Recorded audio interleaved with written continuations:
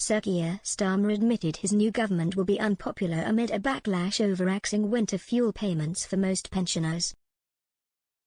The Prime Minister sought to defend the controversial decision to restrict the allowance to only those on pension credit ahead of a crunch vote on Tuesday. In his first major interview since entering number 10, he told the BBC's Sunday with Laura Queensberg programme, "We're going to have to be unpopular. Tough decisions are tough decisions.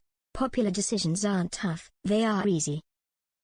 When we talk about tough decisions, I'm talking about tough decisions, the things the last government ran away from, that governments traditionally run away from. I'm convinced that because they run away from difficult decisions, we haven't got the change we need for the country. Sir Keir refused to say if Labour MPs will be stripped of the whip if they vote against cuts to winter fuel payments in the House of Commons. He said, "That will be a matter for the Chief Whip. We're going into a vote. I'm glad we're having a vote, because I think it's very important for Parliament to speak on this." But every Labour MP was elected in on the same mandate as I was, which was to deliver the change that we need for the country over the time we've got in office. I'm absolutely convinced that we will only deliver the change. I'm absolutely determined we will, if we do the difficult things. Now, I know they're unpopular, I know they're difficult. Of course they're tough choices.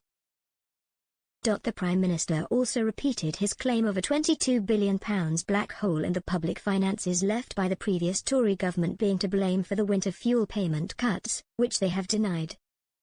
He said, "I am absolutely clear in my own mind that we can't bring about that change if we don't fix the fundamentals and stabilise our economy.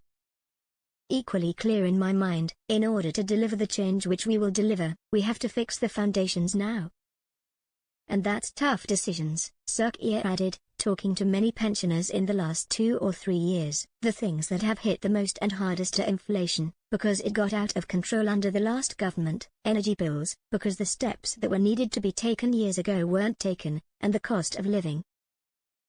I'm determined that no pensioner will ever be put through that before. That's why we're fixing the foundations now, tough though that may be." Shadow Health Secretary Wes Streeting said he was not remotely happy about cutting the winter fuel allowance. Campaigners have expressed fears that the policy could put more older people who cannot afford to heat their homes in hospital.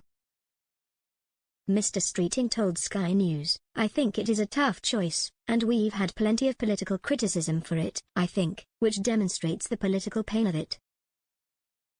I'm not remotely happy about it, and I'm not remotely happy about having to say to some of my constituents, I'm sorry that I'm going into work this week to vote for something that will take money away from you." The Cabinet Minister also warned of more tough choices in the autumn budget where Chancellor Rachel Reeves is widely expected to hike taxes. He said, "And by the way, it's not just pensioners. We've got the budget and the spending review coming up. There are difficult choices coming, and we're going to have to look carefully at how we make sure we can build the future for our country." Conservative Party Chairman Richard Fuller urged MPs to do the right thing and oppose the stripping of winter fuel payments for around 10 million older people on Tuesday.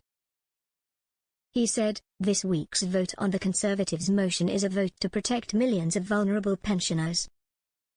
No MP from any party should run scared from stopping Labour's cruel plans to cut the winter fuel payments. It's time for all members of Parliament to put aside party politics and do the right thing." Ms. Reeves in July unveiled plans to limit winter fuel payments, which were previously available to all pensioners. The change means that only those who claim pension credit and other means-tested benefits will receive the additional fuel payments.